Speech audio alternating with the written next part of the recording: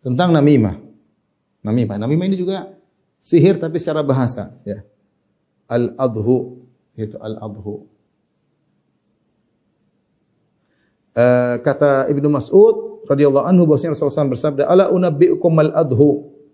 Tahu maukah aku kabarkan kepada tentang al-adhu? Hiya an-namimah al-qala bainan nas. Al-adhu itu an-namimah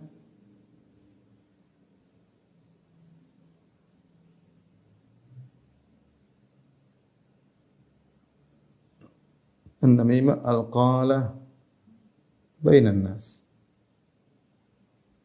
Adalah namimah yang banyak membicarakan dan menghasut di antara orang-orang. Ngomong sana kemari untuk menghasut orang-orang itu. Ya, berbicara ke sana kemari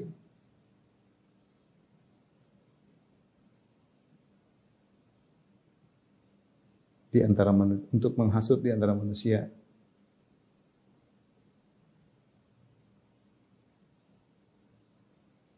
Namimah ada. Namimah ini adalah sihir secara bahasa. Namimah adalah sihir secara bahasa, bukan secara istilah. Karena pengaruhnya yang luar biasa, karena pengaruhnya, efeknya, pengaruhnya samar namun luar biasa. Namun luar biasa.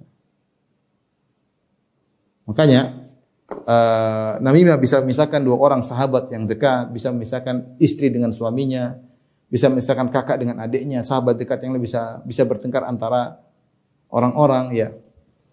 Yahya bin Abi Katsir pernah berkata rahimahullah taala, "Yufsidun nammam fi sa'atin ma la yufsidus sahiru fi syahr." Bahwasanya dia punya istri, dia mengatakan orang yang tukang namimah, mengadu domba, itu bisa merusak dalam suatu waktu yang di mana tidak bisa dilakukan oleh penyihir dalam sebulan, ya. Penyihir mungkin merusak orang, dia siapkan mantra-mantra, kontak setan sana, kontak setan sini, dicoba belum tentu berhasil, coba lagi, sebulan belum tentu berhasil. Namimah ngomong sedikit bisa jadi membuat orang saling jengkel di antara mereka. Dalam hanya sekedar 1 detik, 2 detik, 1 menit, 2 menit, ngobrol sana, ngobrol sini, tiba-tiba dia benci sama orang yang sebelumnya dia cintai. Tiba-tiba dia membenci sama orang yang sebelumnya dia hargai. Itu terjadi. Oleh karenanya namimah termasuk dosa besar. Ya, masya'im bi namim. Allah mencela orang yang suka berjalan ke sana kemari untuk namimah. Makanya orang melakukan namimah diazab di alam barzakh sebelum di neraka jahanam. Dalam hadis Ibnu Abbas radhiyallahu anhuma, Nabi sallallahu alaihi wasallam marra bi qabrain. Rasulullah melewati 2 kuburan. Qala innahuma la yu'adzabani. Sungguhnya penghuni 2 kuburan ini sedang diazab. Wa ma yu'adzabani fi kabirin. Mereka tidak diadab pada perkara yang sulit. Sebenarnya mereka bisa tinggalkan, tapi mereka lakukan. Amma ahaduhuma fakana yamshi bin namimah. Adapun yang satunya diadab karena suka kesana kemari namimah.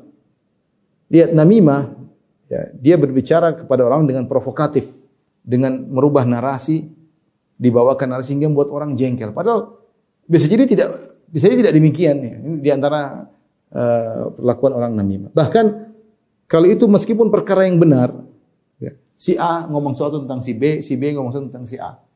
Tetapi ada pihak ketiga namimah ini yang kemudian dia menukil dengan cara dia merubah narasinya seakan-akan sesuatu yang berbahaya besar.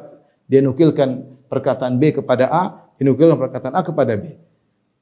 Akhirnya A dan B bertengkar. Orang seperti ini dosa besar. Meskipun dia jujur, dia berdosa. Karena efeknya adalah membuat ribut di antara kaum muslimin. Bayangkan, saya ajak renungkan tentang namimah dengan islah, ya. Perbandingan, ya. Namimah dengan islah, mendamaikan.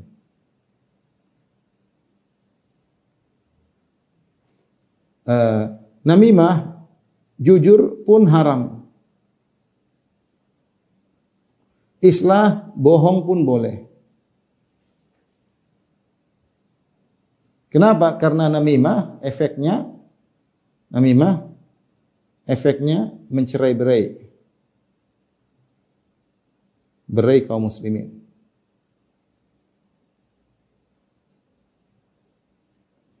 Islah mendamaikan meskipun bohong, efeknya menyatukan kaum muslimin.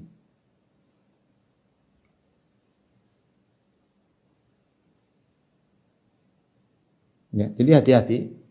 Dan syariat melarang semua hal yang bisa mencerai-beraikan kaum muslim. Apalagi kalau namimah. Namimah itu benar-benar menimbulkan kebencian yang luar biasa.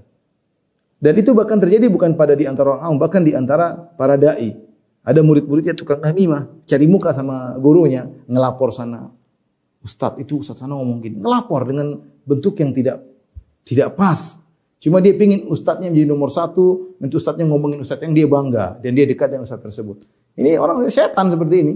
Dia namam dia, tukang namimah. Maksud saya terkadang namimah ini bukan cuma mengenai orang-orang awam, orang tidak sholat, bahkan terkadang terkena kepada sebagian dai. Karena timbul hasad di antara para dai misalnya, dan ada murid-murid yang kurang ajar tukang namimah, akhirnya timbullah perselisihan dan itu efeknya panjang. Dan orang yang hal ini maka dia akan menanggung dosa.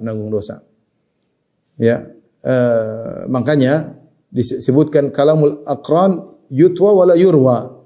Ada istilah di antara para muhaditsin bahwasanya pembicaraan satu dengan yang lain kalau sama sejawat maka tidak usah diriwayatkan, ditutup saja karena namanya orang sejawat, terkadang ada hasad di antara mereka. Oleh karena hati-hati, namimah ini hukumnya dosa besar, terancam dengan azab kubur, belum lagi diadab di neraka jahanam, dan ini bisa menimpa siapa saja. Dan namimah banyak di kalangan wanita. Makanya wanita terkadang berteman tahu-tahu ribut ya. Kenapa ada pihak yang orang ketiga masuk kemudian membuat mereka ribut dan saling membenci. Ubadah bin Samit radhiyallahu anhu pernah berkata, "Akhadha alaina Rasulullah sallallahu alaihi wasallam kama akhadha ala nisa." Rasulullah sallallahu pernah mengambil sumpah setia dari kami sebagaimana Rasulullah SAW mengambil sumpah setia dari para wanita. Allah nusyrika billahi syai'a. Agar kami tidak berbuat syirik, kami bersumpah tidak berbuat syirik, baiat Nabi untuk tidak berbuat syirik sama sekali kepada Allah. Wala nasriq, dan agar kami tidak mencuri. Wala nazniya, dan kami tidak berzina. Wala naqtula auladana, dan agar kami tidak membunuh anak-anak kami. Wala ya'dhaha ba'duna ba'dhan, dan jangan mengadu domba di antara kami.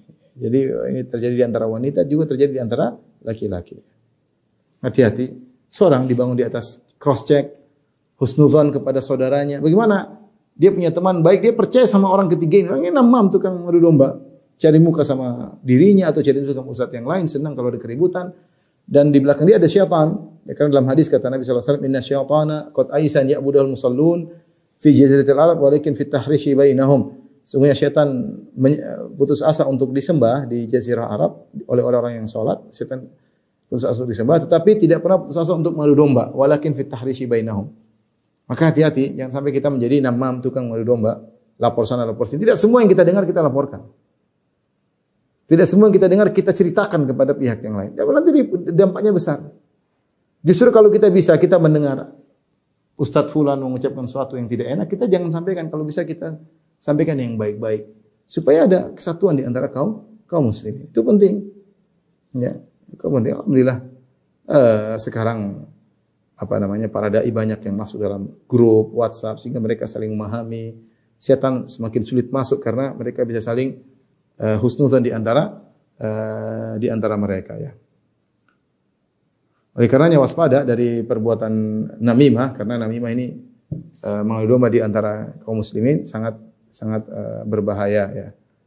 Dan ini kadang-kadang pelakunya adalah para penuntut ilmu.